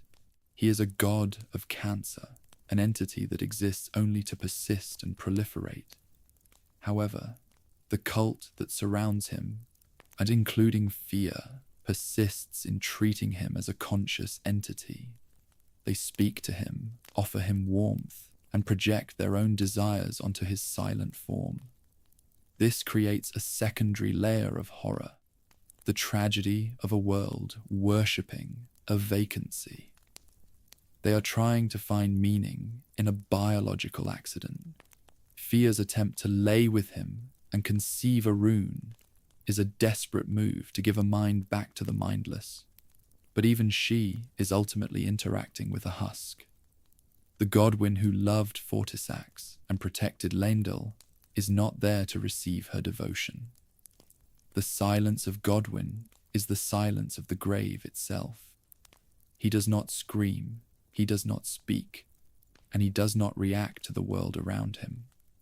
Even when the lich dragon Fortisax fights to defend him, Godwyn remains a passive observer of his own corruption.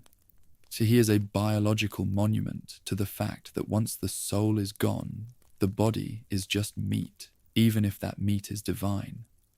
The horror is not that he is suffering. The horror is that he is incapable of suffering, existing as a hollowed-out vessel that continues to drink the life of the world.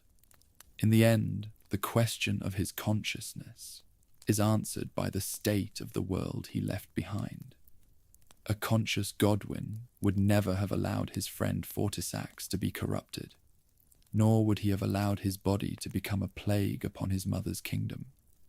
His current state is the ultimate proof of his soul's absence.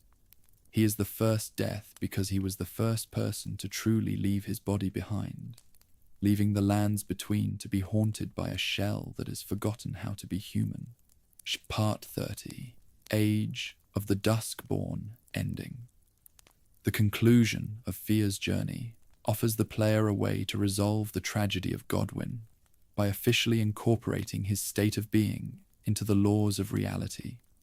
By obtaining the mending rune of the Death Prince, the Tarnished can choose to mend the Elden Ring with the essence of undeath. This does not cure Godwyn, nor does it restore his soul. Instead, it legitimizes those who live in death, making their existence a natural part of the world's cycle rather than a cursed error. This path leads to the age of the Duskborn, a world where the sun remains in a state of eternal twilight. This ending is a surrender to the biological reality that Godwyn created. It accepts that the Golden Order's attempt to maintain absolute purity was a failure, and that the future must accommodate the broken and the soulless. In this new age, the persecution of the undead would cease, as they would be recognized as legal citizens of the Order. The grace of the Erdtree would be altered to include the cold, stagnant vitality of the Prince of Death. It is a victory for Fia's ideology, but a somber conclusion for the world at large. The age of the Duskborn represents a compromise with corruption. It turns the grave goo and the death root into holy elements of the state. While this brings an end to the violent inquisitions of the fundamentalists, it also locks the world into a state of permanent stagnation. There is no more bright, golden future. There is only the long, grey shadow of the Prince of Death. By choosing this ending, the player is essentially deciding that it is better for the world to be broken and inclusive than to be pure and exclusionary. For Godwyn himself, this ending provides a form of institutional peace. He is no longer an infection to be purged, but the founding father of a new race. He remains a mindless, mutating titan in the depths, but he is now a legal god. His body continues to spread, but it is no longer considered a crime against nature. The tragedy of his murder is finally balanced by the creation of a world that was built specifically to house his remains. The Duskborn ending is a testament to the power of the first death. Godwyn's impact on the world was so profound that it forced the laws of divinity to change to accommodate him. The Golden Sun, who was supposed to be the anchor of the old world, became the cornerstone of a new, darker one. The age of the Duskborn is the final, official recognition that the Knight of Black Knives won, and that the lands between will forever be defined by the body that would not die.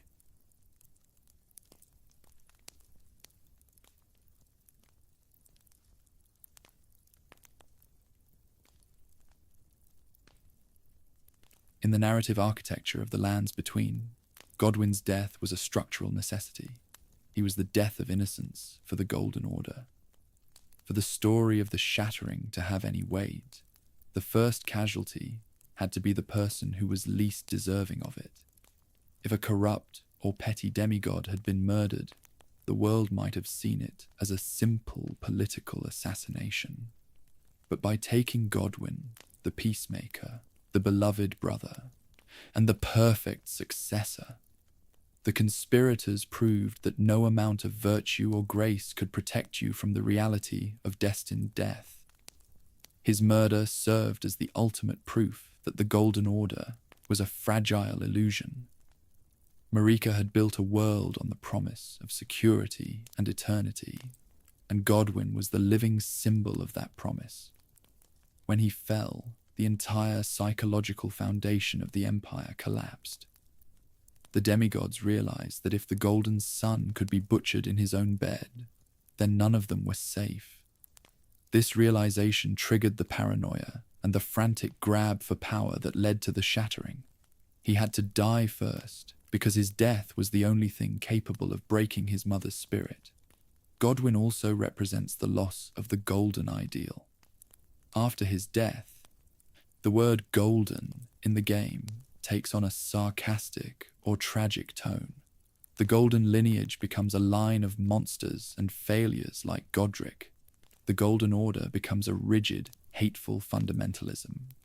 By removing the one person who truly embodied the gold, Ranni and the assassins ensured that the rest of the world would be defined by its absence.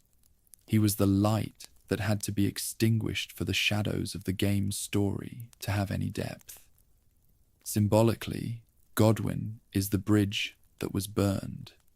He was the one link between the ancient world of dragons and the modern world of the Erdtree. He was the one person who could have led a peaceful transition into a new age. By killing him, the conspirators ensured that the change would be violent, chaotic, and destructive. There would be no peaceful succession, only a long, agonizing decline. He was the sacrifice required to ensure that the old world could never be put back together. His death also serves to ground the player's journey in a sense of history. As we explore the ruins and see the eyes in the walls, we are constantly reminded of the man who isn't there. We are navigating the wreckage of Godwyn's peace. He had to die first so that we could understand the cost of the world's immortality. He is the first chapter of the tragedy, the opening act that makes the rest of the suffering inevitable.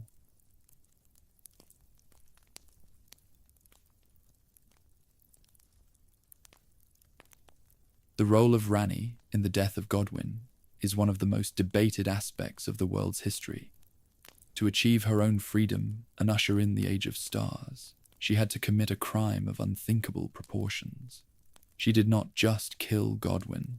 She subjected him to an eternal, mindless existence as a world-eating parasite. We must examine if her new order was worth the price of his horrific state.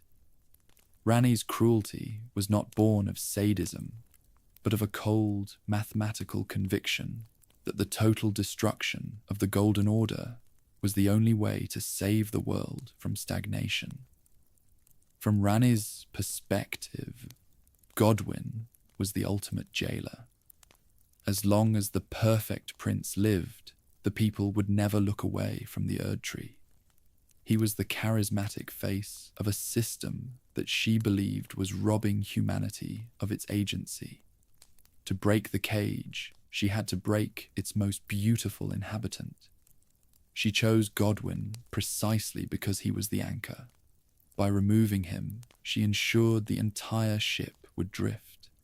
Her cruelty was a tactical necessity, a surgical strike against the heart of the status quo. However, the cost of her rebellion was the biological apocalypse of the Deathroot. While Ranni achieved her starlit journey, she left the lands between to rot. She never attempted to fix the corruption she unleashed, nor did she express any remorse for the state of her brother. This reveals the necessary cruelty of her character. She is a visionary who cares for the order of the world, but has little empathy for the individuals within it. Godwyn was merely a component in a ritual, a piece of meat to be burned so that her soul could fly. This creates a moral tension for the player. Many are drawn to Ranni's ending because it offers a path away from the controlling fingers. But that path is paved with the remains of the Golden Sun. To support Ranni is to validate the Knight of Black Knives.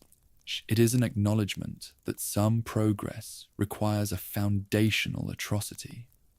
Godwyn is the permanent, rotting evidence of the price of her ambition.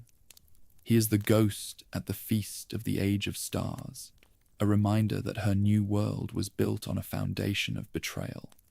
Ultimately, Ranni's actions prove that she is the true daughter of Marika. Like her mother, she was willing to break the world to satisfy her own will. The difference is that while Marika broke the world out of grief, Ranni broke it out of a desire for autonomy. Godwyn was the casualty of two different versions of godlike ego. His eternal existence in the deep-root depths is the bill that Ranni has left for the rest of the world to pay, a debt of flesh that can never be fully settled. Part 33, The Greater Will's Failure. The corruption of Godwyn and the subsequent spread of Deathroot reveal a fundamental weakness in the cosmic power known as the Greater Will. The Golden Order was presented as a divine, perfect, and eternal system that reflected the absolute laws of the universe. However, the fact that a single ritual performed by a disgruntled princess could turn the Erdtree into a delivery system for rot suggests that the Order was never as divine as it claimed. The Greater Will could not protect its champion, and it certainly could not fix the glitch that followed his death. The Erdtree's inability to process Godwyn's soulless body shows that the system has no failsafe for a violation of its own rules. Marika had removed death to create an eternal kingdom, but in doing so, she created a biological vulnerability. When death finally returned in a corrupted form, the Erdtree had no way to defend itself. It was forced to integrate the rot, proving that the divinity of the tree is reactive and fragile. The perfect order was effectively hacked by a piece of stolen rune, exposing the Greater Will as an absentee landlord rather than an all-powerful god. This failure led to the disillusionment of many of the world's inhabitants. If the Golden Order could be turned into a Prince of Death, then what was the point of worship? The rise of the fundamentalists was a desperate attempt to shore up these weaknesses, but they were essentially trying to patch a sinking ship with prayers. The physical presence of Godwyn's eyes in the walls of the capital served as a constant, mocking reminder that the Greater Will was powerless to stop the spread of the grave. The Greater Will's response to the crisis was simply to go silent. It did not send a new champion to purge the roots, and it did not offer a way to restore Godwyn's soul. It simply watched as the world it had claimed as its own began to decompose. This suggests that the cosmic powers are indifferent to the specific suffering of their subjects. As long as some version of an order exists, they are satisfied, even if that order is a rotting one. Godwyn's corpse is the evidence that the gods of the lands between are either incapable of mercy or entirely indifferent to it. The story of Godwyn is the story of a system that outlived its own logic.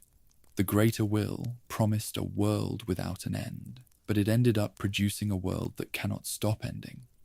The Golden Sun was the first person to pay the price for this divine incompetence.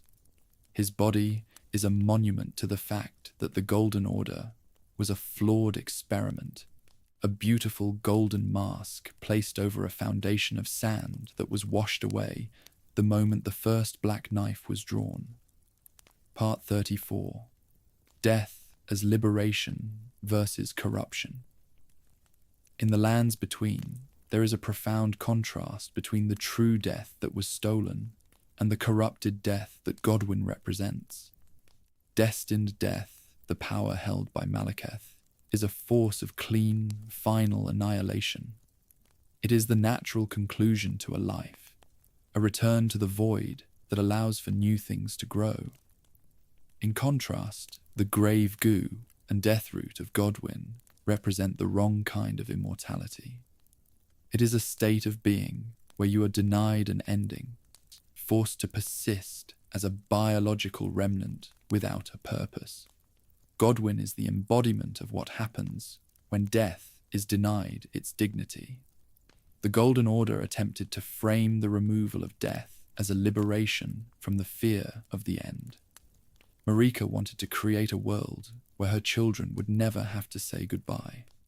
But Godwyn's fate proved that some endings are a mercy. By trying to banish the dark, they created a world where the dark simply festered and became a disease. True death is a release, but Godwyn's state is a prison. He is the Prince of Death, only in the sense that he is trapped in the hallway leading to the exit, unable to ever pass through the door. This distinction is central to the player's choice at the end of the game. If you choose to restore Destined Death, you are bringing back the clean, sharp edge of the black blade. You are giving the world the ability to finally rot and be reborn. If you choose Fear's path, you are choosing to stay in the hallway with Godwyn. You are making the stagnant death the new normal. The tragedy of the world is that it has forgotten what a good death looks like, confusing the biological proliferation of Godwyn with the spiritual return of the soul. For those who live in death, the corruption is the only form of liberation they have ever known. They were rejected by the clean world of the Erdtree, so they embraced the dirty world of the roots. This highlights the hypocrisy of the Golden Order. They created the monster by refusing to allow a natural ending, and then they blamed the monster for existing. Godwyn is the victim of a society that feared the silence of the grave so much that it preferred the screaming, mindless growth of the tumor. Godwyn's body is a warning against the desire for eternity. It shows that a life without an end is not a life at all. It is just a process. The clean finality of Destined Death is the only thing that could have saved him, but it was the one thing his mother was too afraid to give him. He stands as a grotesque reminder that the only thing worse than dying is being forced to live forever in a state that has no room for the soul.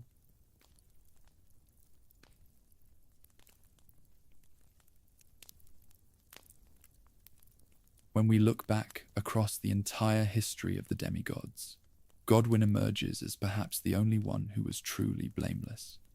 Unlike his siblings, he never fought for the Elden Ring out of a desire for power. He never abandoned his post to pursue blasphemous rituals or to rot a continent out of pride. He was a loyal son, a brave warrior, and a friend to his enemies. He did everything right, following the laws of his world to the letter, and yet he was the one who suffered the most horrific and irreversible fate of them all. His tragedy is compounded by the fact that he was the first to fall. He never had the chance to defend himself against the coming age of darkness. He was murdered in the height of his glory, at a time when he believed the world was at its safest. There is a cruel irony in the fact that the man who brought peace to the dragons was the one who was denied a peaceful end. He was the lamb sacrificed on the altar of a world that was already preparing to move on without him. The physical state of his remains, the warped face, the eyes, and the fish-like tail is a direct insult to the man he used to be. The game asks us to remember the golden sun while showing us a prince of death. This juxtaposition is the heart of the game's melancholy. We are constantly reminded of the hero we can never meet. He is a character defined entirely by his absence. a hole in the world that no amount of shards or runes can ever truly fill. He is the only demigod who never had a choice. Ranni chose her path. Rykard chose the serpent. Millennia chose to bloom. Godwyn was simply chosen as a victim. He was a piece of the world's infrastructure that was dismantled to make room for someone else's dream. This lack of agency makes his story the most purely tragic of the entire cycle. He is the collateral damage of a cosmic rebellion. A prince who was turned into a parasite through no fault of his own. The tragedy of Godwyn is the tragedy of the lands between itself. He represents a golden age that was murdered in its sleep. As we stand before his massive pulsing corpse in the deep-root depths, we are seeing the end of hope. He did nothing wrong, and his reward was an eternity of soulless, mindless growth in the dark. He is the silent center of the story, the man whose perfection was the very thing that made his destruction so necessary and so complete. Part 36, The First Death and What It Broke. As the golden petals of the Erdtree continue to fall and the black roots continue to spread, the image of Godwyn remains the defining icon of the world's decay. He was the first death, but he was also the first breaking. Long before the Elden Ring was shattered, the heart of the world was broken on the night of Black Knives. The physical ruins we explore and the wars we fight are merely the aftershocks of that single, ritualistic murder. He is the silent foundation of the game's tragedy, the man whose fall made all other falls possible. The story of the lands between is essentially an attempt to answer for his murder. Whether we choose to burn the tree, mend the ring, or usher in an age of stars, we are reacting to the void that Godwyn left behind. He is the reason the world is stagnant and the reason the gods are in hiding. Every character we meet, from the grieving Fire to the hateful D, is defined by their relationship to the Prince of Death. He is the ghost that haunts the entire continent, a reminder that the eternal age died the moment his soul was extinguished. The contrast between the surface and the depths is the final verdict on his legacy. On the surface, the world is still beautiful, filled with golden light and grand architecture. But beneath that surface, in the roots and the catacombs, the eyes of Godwyn are watching. The rot is the truth of the world, and the gold is just the mask. He proved that the Golden Order was a hollow shell, a system that could be hollowed out from within by a single act of betrayal. He is the silent witness to the fact that all things, even gods, must eventually end.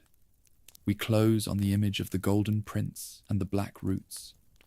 They are the two halves of the story, forever intertwined. Godwyn the Golden is the dream of what the world wanted to be. The Prince of Death is the reality of what the world became. He is the beginning and the end of the tragedy, the man who was too perfect for a world that was already falling apart. He was the first to die, and in his death, he took the world's future with him. The lands between will never forget Godwyn, but it can no longer remember him clearly. He has become a myth, a monster, and a god of the discarded. But to those who look closely at the eyes in the walls and the thorns in the ground, his message is clear. The only thing more dangerous than a world without gods is a world where a god refuses to die.